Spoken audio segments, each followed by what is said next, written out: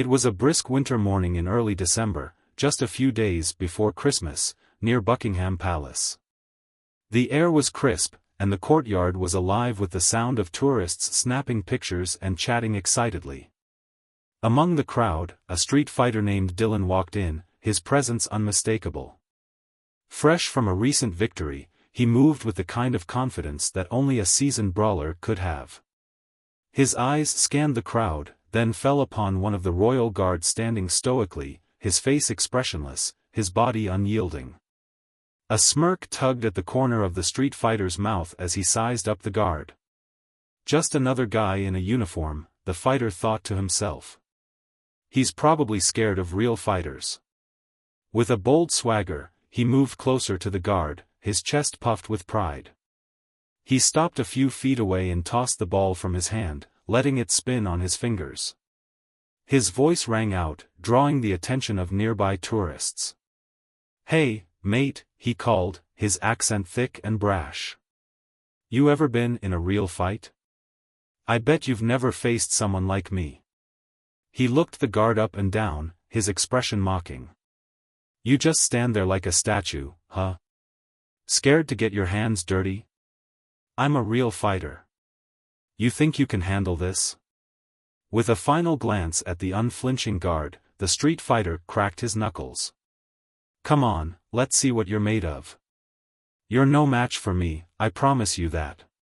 The tourists around him exchanged puzzled glances, but the street fighter didn't care. His ego was the loudest thing in the courtyard. He was ready to show the world that a ceremonial guard was nothing compared to a real fighter like him. The street fighter swaggered up to the royal guard, his boots clicking sharply against the stone path. His smile was wide, dripping with arrogance, as he sized up the guard standing perfectly still. He stopped just a few feet away, the crowd of tourists murmuring in the background. "You don't look so tough," the street fighter scoffed, his voice loud enough for everyone to hear. "I've taken down bigger guys than you, no problem. Ever been in a real fight? I'm talking about street fights, raw, no rules, just power.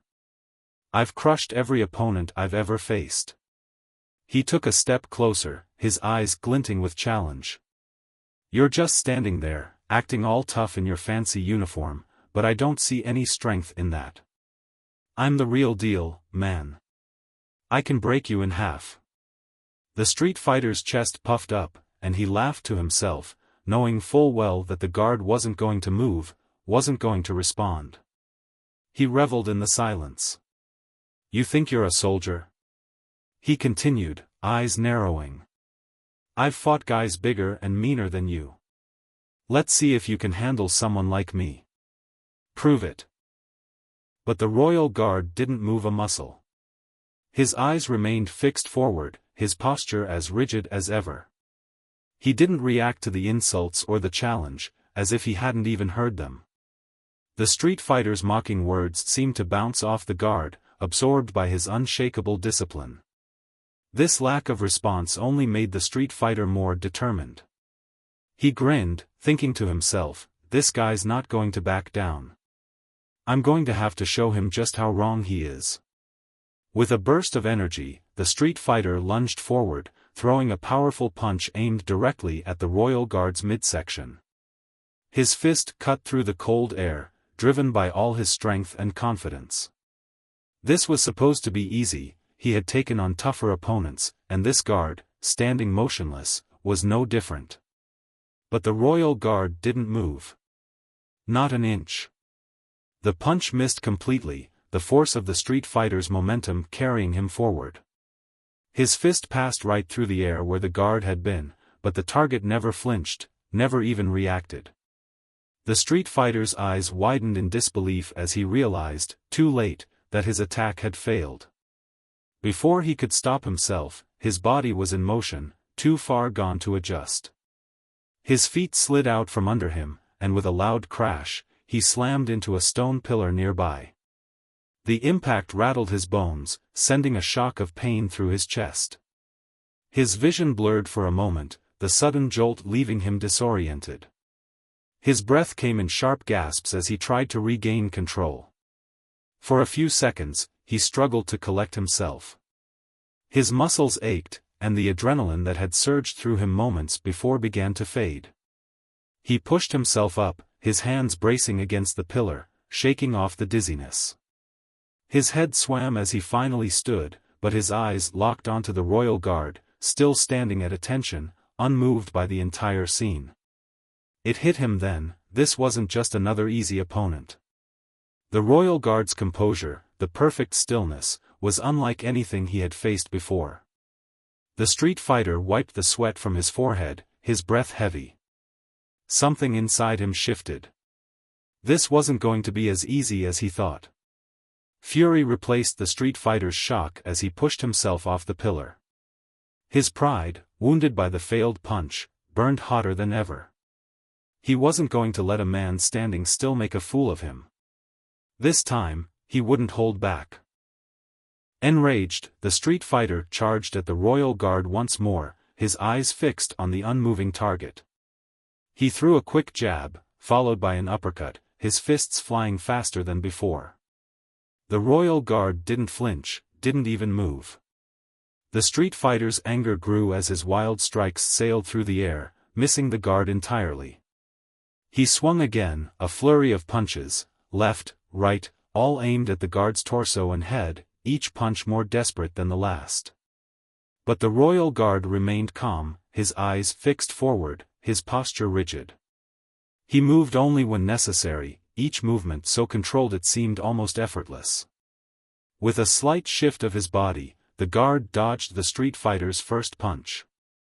The second jab missed by mere inches as the guard's head moved just enough to avoid it. It wasn't fast, it was precise. With each punch, the royal guard had already calculated the angle, the force, and how best to avoid it. The street fighter's frustration grew as he lunged again, now throwing punches faster, his arms starting to feel heavy from the effort. He roared with each swing, hoping to land just one solid hit. But the royal guard moved like a shadow, each dodge and sidestep almost imperceptible to the eye, and yet, perfectly effective. Then, in a moment so quick it barely registered, the royal guard shifted his weight. Without any wasted motion, he pivoted his body, his boot barely scraping against the stone floor. His arm came up with expert precision, and in one fluid motion, he grabbed the street fighter's wrist, pulling him off balance. The street fighter's eyes widened in shock. In the blink of an eye, he was being spun around. The next thing he knew, he was thrown to the ground with surgical accuracy. His body slammed into the cold, unforgiving stones of the courtyard. The impact knocked the air from his lungs, and his world spun for a moment. He struggled to catch his breath as the silence around him seemed to stretch on forever. His muscles screamed in pain, but it wasn't the physical injury that rattled him, it was the realization that he had been completely dominated by someone who hadn't even broken a sweat. His bravado, which had once felt so secure, now lay shattered beneath him. His thoughts were a mix of confusion and disbelief. How had he failed so miserably? The royal guard stood over him, still calm, still focused. He hadn't even broken his perfect stance. The street fighter struggled to get up, but every movement felt slower, heavier now. The guard's flawless execution, that effortless counter, was a demonstration of precision and control. Something the street fighter had clearly underestimated. Dylan, now on his feet again, wiped the dirt and blood from his face. His body ached, and his pride stung worse than any physical pain. But there was no way he was going to let this royal guard walk away without learning a lesson. His fists clenched as he glared at the unflinching figure in front of him. "You're gonna regret this," he muttered to himself. He was done playing games. This time, he was going all out. The frustration boiling inside him fueled his next move. With a deep breath, Dylan charged forward again, his mind set on delivering a series of rapid blows. This time, there would be no messing around. He ducked low, throwing a vicious haymaker aimed at the guard's ribs. Before the punch even got close, the royal guard shifted his weight, sidestepping the attack with such grace that it was as if Dylan had thrown the punch at thin air. Dylan's momentum carried him forward, but he quickly corrected his stance and pivoted to deliver a swift knee to the guard's midsection. But again, the guard's movements were effortlessly precise. Without breaking his calm composure, he easily dodged the knee by a mere inch, avoiding the attack with the kind of fluid motion that seemed like second nature. Each of Dylan's strikes became more aggressive, more frantic, but the royal guard never wavered. Every move Dylan made was countered with ease. Sidestep. Duck. Step back. It was like a dance, only Dylan wasn't the one leading. The guard had become a shadow, slipping through every swing without so much as breaking a sweat. Dylan's breathing grew heavier as he tried to catch up with the guard's movements. His fists felt like lead, but he was determined to land at least one blow. He pushed harder, throwing punch after punch, each one faster and wilder than the last. His mind was clouded with frustration, and it began to show in his movements. He wasn't thinking anymore, he was reacting, desperate to show the guard he wasn't as invincible as he seemed. Around them, the tourists who had initially been amused by the spectacle began to sense the escalating tension. The atmosphere shifted, what had been a curious observation now felt dangerously charged. Several tourists took a few steps back, some even whispering to one another in nervous excitement. The crowd's collective tension was palpable, as if they, too, could feel the inevitable showdown coming to a head. Despite the mounting chaos, the royal guard remained perfectly composed. His eyes never wavered from their fixed point ahead, and his posture never shifted from its perfect military stance. To him, this wasn't a fight, it was an exercise in discipline. Each of Dylan's increasingly frantic moves was simply an opportunity for the guard to demonstrate what real control looked like. Dylan's aggression grew, his movements becoming erratic as he struggled to land a hit. But with each failed strike, his frustration only deepened, his earlier cockiness replaced by anger and confusion. Meanwhile, the royal guard was calm, steady, and focused, a living embodiment of the control and discipline that Dylan had clearly underestimated. Dylan's frustration was at its peak. His body ached from the failed attempts, but his ego wouldn't allow him to stop. This time, he wasn't holding anything back. He took a deep breath, gathered every ounce of his strength, and lunged at the royal guard with everything he had left. His movements were wild and reckless, a last-ditch effort to prove he could overpower the guard. Dylan threw his full weight into a punch, aiming for the guard's head. His muscles screamed as he swung, the punch fueled by sheer desperation. He wasn't thinking anymore, he was just trying to land one solid hit. But the royal guard remained calm, as if Dylan's attack was nothing more than a fleeting breeze. With perfect posture and balance, the guard barely shifted his weight. The punch whistled past his head, missing by inches, and in that single, fluid motion, the guard deflected the attack with minimal effort. Dylan's heart sank as he realized his punch had missed, again. He barely had time to react before the royal guard stepped in, moving with deadly precision. In an instant, the guard executed a clean, controlled hip throw. The street fighter had no time to adjust. Before he could even brace himself, he was lifted off the ground and hurled backward. The world spun as he crashed to the cold stone floor, the impact knocking the wind from his lungs. Dylan's body slid a few feet across the pavement, his arms flailing as he struggled to breathe. Pain shot through his ribs, and his vision blurred. For a moment, he could only hear the ringing in his ears and the distant murmurs of the tourists watching.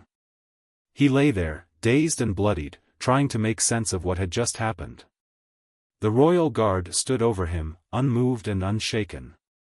His eyes never left their fixed point, and his stance was as perfect as ever, untouched by the violence that had just unfolded.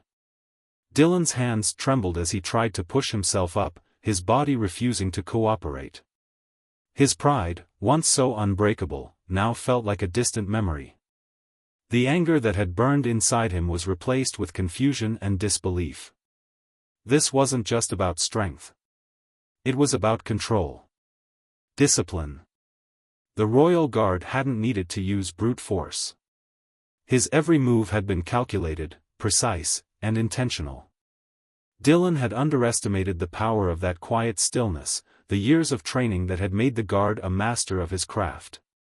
Blood trickled down his forehead, and as Dylan's dazed eyes focused on the figure standing above him, he realized what he had missed all along: his raw physical power meant nothing here. The Royal Guard had trained for real combat, not for brute strength. In that moment, Dylan knew. No amount of muscle, no wild punches, could compare to the calm, controlled precision of someone who had lived through real battles, who had learned when to strike and when to wait. Dylan struggled to push himself up from the cold, unforgiving stone floor. His body was heavy, bruised, and aching, and his mind still foggy from the force of the throw. Every movement felt sluggish, but his pride, though battered, refused to allow him to stay down. He gritted his teeth, his hands shaking as he tried to stand, his knees wobbling beneath him. He finally made it to one knee, his vision still swimming, but he was determined to face the Royal Guard, to show that he was still in control. But before he could fully rise, the sound of boots clicking against the pavement interrupted his thoughts. The military police had arrived. With practiced precision, they moved toward him, their movements calm and efficient. Dylan glanced up, his eyes filled with a mixture of anger and disbelief. He opened his mouth, ready to protest, but the words faltered in his throat as he tried to stand taller. "Get off me." Dylan spat, his voice slurred from the disorientation. "I'm a professional athlete.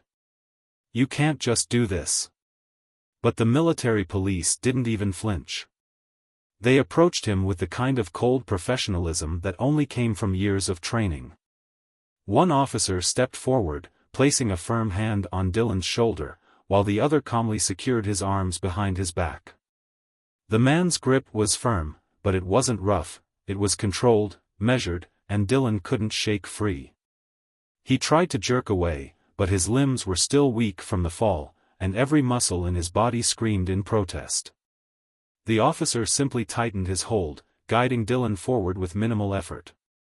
His protests continued, but they were nothing more than angry mutterings that echoed off the palace walls, falling on deaf ears.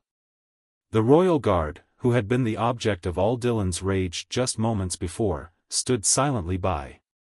His eyes remained fixed ahead, and his posture remained flawless. The scene was no longer about Dylan. It wasn't about the power he thought he had. It was about something much deeper, something far stronger. As the military police led Dylan away, the Royal Guard resumed his post without breaking stride. His feet shifted only slightly, his body settling into that same perfect stance as if nothing had changed. The only indication that the events had even occurred was the slightest scuff on his otherwise immaculate uniform, a mark that would be cleaned away without a second thought. The tourists, who had watched the entire scene unfold, now stood in hushed silence. They had witnessed the entire spectacle, the boastful street fighter, the quick yet controlled response of the Royal Guard, and the sudden, humiliating defeat of the fighter. Some had started to whisper, while others simply shook their heads, their expressions a mix of respect for the guard and disbelief at the street fighter's downfall. Dylan's protests had died down as he was led further away, the realization of his failure settling in. The Royal Guard's silent victory was far more powerful than any words could express. His calm, unwavering discipline had not only defeated Dylan physically but had shattered the fighter's bravado in a way that no force of muscle or aggression could. As the Royal Guard resumed his perfect posture, unwavering in his duty, the crowd around him slowly began to disperse, the tension in the air finally fading. Dylan, defeated and humiliated, was escorted away by the military police, the sound of his footsteps growing fainter with each passing moment. The Royal Guard's calm demeanor, unbroken and silent, remained the same. In the end, this wasn't just a fight of physical strength, it was a battle of discipline. Dylan, with all his raw power and aggression, was no match for the silent, controlled precision of the Royal Guard. While the street fighter had believed that strength alone could overcome anything, he quickly learned that true power lies not in force, but in restraint, control, and the ability to wait for the perfect moment. The Royal Guard demonstrated something far greater than brute strength. He embodied the quiet confidence that comes from years of dedication and training. In a world that often values physical power above all, this encounter is a reminder that the greatest strength isn't always the loudest or most forceful.